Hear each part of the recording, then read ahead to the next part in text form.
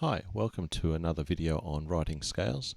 This one is on how to notate the Mixolydian scale, also known as the Mixolydian mode. I'll be expecting that you have an understanding of the treble clef and bass clef notes. If you don't, go away and have a bit of a research on that one and then pop back. Now, how to notate the Mixolydian scale. One of the tools I'm going to be using is this circle of fifths below me. I won't explain how to draw it in this video, just that how I'm going to be using it. Okay, so the first step we're going to be doing with this is to start off with writing the major scale. So we've got to draw our major scale. Now from our circle of fifths, we know I'm going to be writing the D major scale.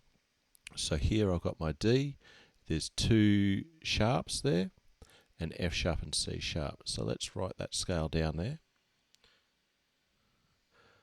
There we go. Fast track that one. So we've got our scale. That's step one. Step two is to lower one of the notes. So let's bring that up again.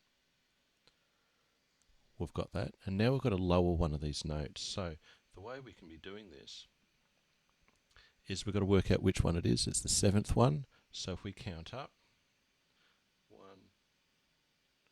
let's try again. 1, 2, 3, 4, 5, 6, 7. So it's this note we're doing. And we've got to work out that we've got our C sharp and our F sharp. So this is a C sharp. We've got to change it and lower it down to a C natural. So that's what happens when you lower a C sharp, it goes down to a C natural.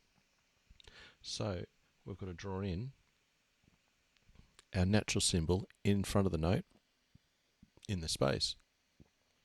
And yep, that's close enough. It's a little bit low, but it's close enough for our purposes. Now next you might have to write this scale with a key signature. So let's undo some of these steps. And we'll rub out our key signature. Okay, so with our key signature we had our two sharps. Let's put those back in. We needed our F sharp. In front of it we had our C sharp. And so that's our D major scale. So to turn this into our D Mixolydian, we just have to take off that sharp symbol in front of the seventh note. Okay, because there's no key signature there, it's not implied that we have to put in a natural sign to cater for that one in this situation. So that concludes our D Mixolydian scale. So we've got it with a key signature and with accidentals. Okay, so let's go over a different example. So let's restart. Let's clear this off again. And let's try a new scale. So this time we might try one in flats. So let's try the B flat major with our two flats. Let's draw that in. So our first step, we've got our B flat major scale. So we've got our two flats there.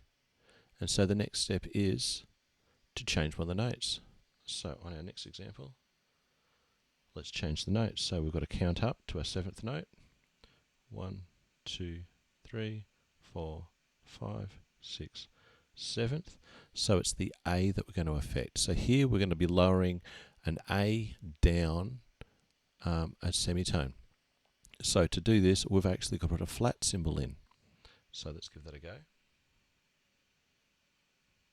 So now that I've got my B flat major scale here with a lowered seventh. Again, if you had to do this with accidentals, let's go back a few steps. Take out our key signature and then put in the notes that need to be lowered, flattened. So that's our B flat. And the B flat at the top, don't forget that one. Our E flat.